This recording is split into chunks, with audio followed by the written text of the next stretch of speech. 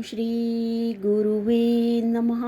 चैतन्यं शाश्वतं शान्तं व्योमातीतं निरञ्जनं नादबिन्दुकलातीतं तस्मै श्रीगुरुवे नमः। ओम शांति शांति शांति। ओम। प्रणाम भगवान।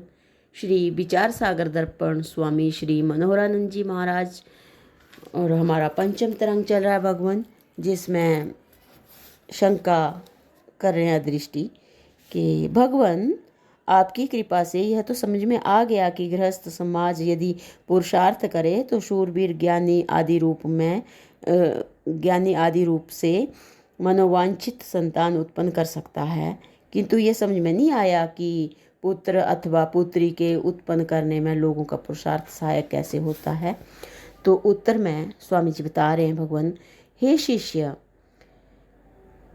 शास्त्रों के अनुसार इस विषय में यह संकेत है कि संतान की इच्छा वाला ऋतुकाल के 16वें दिनों में से पहले 4 दिनों को पूर्णतः वर्जित समझकर शेष बचे हुए 12 दिनों में से भी एकादशी, अमावस्या आदि उपयुक्त विशेष दिनों को छोड़कर जो युग्म रीतियां हैं, अर्थात जो छठी, 8वीं, 10वीं, 12वीं आदि युग्म रात्रियां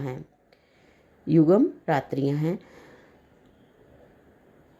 उनमें शास्त्र ज्ञान अनुसार किसी एक अथवा अधिक से अधिक 2 रात्रियों में गृहस्थ धर्म का पालन करने से पुत्र की उत्पत्ति होती है, तथा अयुग्म रात्रियों में अर्थात 5वीं, 7वीं, 9वीं, 11वीं आदि रात्रियों में से किसी एक रात्रि को शास्त्र विधि अनुसार गृहस्थ धर्म का पालन करने से पुत्री की उत्पत्ति होती है। इस विषय में स्मृति वचन इस प्रकार है। तो मंत्र है भगवान आगे, तो इसका हम अर्थ लेते हैं। अतः हे शिष्य, इस स्मृति के कथनानुसार जो लोग ऋतुकाल के बाद अर्थात रजोदर्शन से लेकर 16 दिनों के बाद सहवास करते हैं, उन्हें संतान की उत्पत्ति नहीं होती। अतः उनका यह सहवास दान रूप नहीं अपितु विलास मात्र है। अब हे शिष्य, तुझे यह समझ में आ गया होगा कि लोग गृहस्थ में ब्रह्मचर्य पालन कर सकते हैं और शास्त्र विधि अनुसार पुरुषार्थ द्वारा जैसे चाहें वैसे शूरवीरता आदि श्रेष्ठ गुण संपन्न पुत्र पुत्रियां उत्पन्न कर सकते हैं। इसलिए हे शिष्या, अब मैं तुम्हें ब्रह्मचर्य पालन के नियम बताता हूँ, ध्यान देकर सुनो। पहला है पवित्र संकल्प। तो पवित्र संकल्प में बता रहे हैं कि जिन संकल्पों मतलब विचारों में पवित्रता और आत्मविश्वास भरा हुआ हो, उन्हें पवित्र संकल्प कहते हैं। यदि सोते समय मनुष्य ऐसा सोचकर सोवे कि आज मैं 4 बजे उठूंगा, तो निश्चय जानो कि उस मनुष्य की आंखें 4 बजे अवश्य खुल जाएंगी। सामान्य विचारों में यदि ऐसी शक्ति है, तो श्रद्धा और पवित्र भावपूर्ण विचारों में कितनी प्रचंड शक्ति होती होगी। इतना तुम ही विचार कर सकते हो। तो स्वामी श्री शंकराचार्य जी महाराज जी ने कहा है, मन एव मनुष्य नाम कारण बंध मोक्षायो, अर्थात ब्रह्मचर्य संपन्न पवित्र मन मोक्ष का कारण है, तथा विषय वासना दूषित अपवित्र मन ही बंधन का कारण है। क्योंकि मनुष्य की सुगति व दुर्गति उसके भले बुरे संकल्पों पर ही सर्वथा निर्भर है। पाप में विचारों से वह पापात्मा और पुण्य में विचारों से वह निस्संदेह पुण्यात्मा बन जाता है। उच्च व पवित्र विचारों से कितना ही पतित मनुष्य क्यों ना हो, वह भी अति उच्च पवित्रात्मा बन सकता है। इसलिए पवित्र संकल्पों का स्रोत बहते हुए मन को ऐसी आज्ञा करनी चाहिए कि हे मन, तू भगवान की सर्वव्यापक समझ करके यह संकल्प कर कि, यहाँ पे स्वामी जी बता रहे हैं कि पवित्र संकल्पों का स्रोत बहाते हुए मन को ऐसी आज्ञा करनी चाहिए कि हे मन, तू भगवान को सर्वव्यापक समझ करके यह संकल्प कर कि हे भगवान, आप सर्व अंतर्यामी व परम कृपालु हैं और आपकी कृपा से ही मुझ में सुख, समृद्धि, शांति, आरोग्य, निर्भयता आदि शुभ गुण संचार कर रहे हैं। आपकी कृपा से ही मुझ में ये सब सुख, समृद्धि, शांति, आरोग्य, निर्भयता आदि शुभ गुण संचार कर रहे हैं, ऐसा मेरा दृढ़ विश्वास है। पहले से मैं अधिक स्वस्थ हूँ, अधिक निर्भय हूँ, अधिक शांत और निर्विकारी हूँ। वृत्तियाँ अब प्रतिदिन पवित्र हो रही हैं। दृष्टि में प्रत्येक स्त्री के लिए मातृभाव समाया है।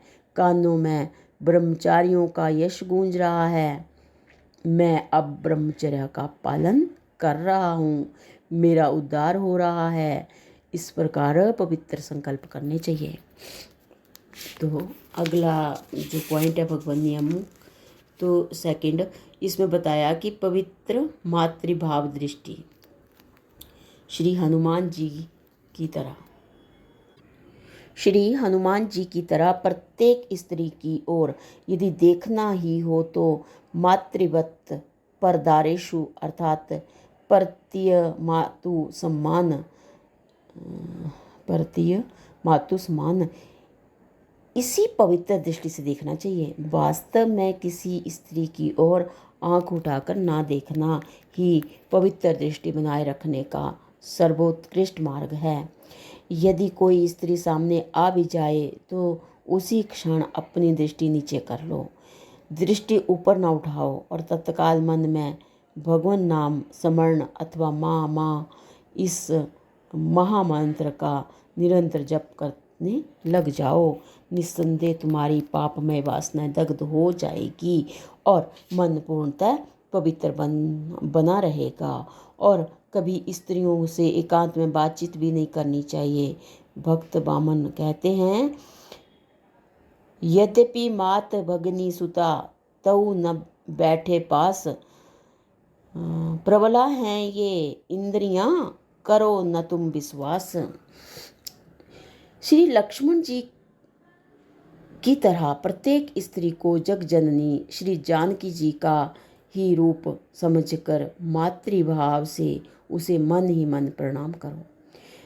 नीच पुरुष सती स्त्रियों को की ओर भी पाप की दृष्टि से नीच पुरुष सती स्त्रियों की ओर भी पाप की दृष्टि से देखा करते हैं। भला ऐसे नारकी पुरुषों का कैसे उद्धार नारकी पुरुषों का कैसे उद्धार हो सकता है।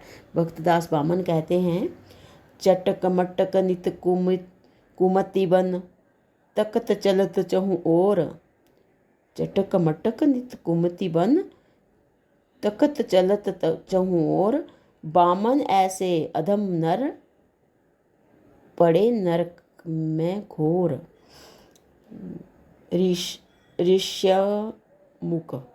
ऋष्यमुख पर्वत पर जब श्री सीता जी देवी के गहने श्री लक्ष्मण जी के सामने पहचानने के लिए रखे गए, तब लक्ष्मण जी क्या ही उत्कृष्ट उत्तर देते हैं, न अहम जनामि केयूरे न अहम जनामि कुंडले नूपुरे त्वभि जनामि नित्यम पाद अभिवंदनात्। तो इसमें स्वामी जी कह रहे हैं कि भाई इन सब गहनों में केवल नूपुर ही, जो पैर की उंगलियों में पहने जाते हैं, नूपुर ही मेरे पहचानने के हैं। जो प्रतिदिन चरण वंदना करते समय मैं श्री सीता माता के चरणों में देखता था। इन कुंडलों को तथा अन्य गहनों को मैं नहीं जानता, क्योंकि चरण अरविंद को छोड़कर मैंने दृष्टि उठाकर कभी ऊपर देखा ही नहीं। धन्य है श्री लक्ष्मण जी आपकी यह आदर्श शिक्षा। यही कारण था कि आप 14 वर्ष तक अटूट ब्रह्मचर्य कर सके और मेघनाथ जैसे प्रबल शत्रु को भी मार सके। मेघनाथ तो केवल इंद्रजीत ही था, परंतु आप उससे भी बढ़कर इंद्रजीत थे, इंद्रियजीत थे। यहाँ स्वामी जी कह रहे हैं कि मेघनाथ तो इंद्रजीत ही था, परंतु आप उससे भी बढ़कर इंद्रियजीत थे। श्री शंकराचार्य जी कहते हैं, जित्तम जगत केन मनो ही येन, सत्य है एकमात्र इंद्रियजीत ही संपूर्ण त्रैलोक्य को जीत सकता है। तो भगवान, ये हमारा ब्रह्मचर्य का दूसरा नियम है कि पहला तो है पवित्र संकल्प होने चाहिए, और दूसरा है कि पवित्र मातृभाव दृष्टि होनी चाहिए, और तीसरा जो अब हमारा संकल्प आएगा ये है, संकल्प नहीं, नियम जो है हमारा ये है सादी रहन सहन, इनकी सिंपल लिविंग और हाई थिंकिंग। तो इसकी जो व्याख्या है उसको हम अगले सत्संग से कंटिन्यू करते हैं। प्रणाम भगवान। ओम शांति शांति शांति। ओम।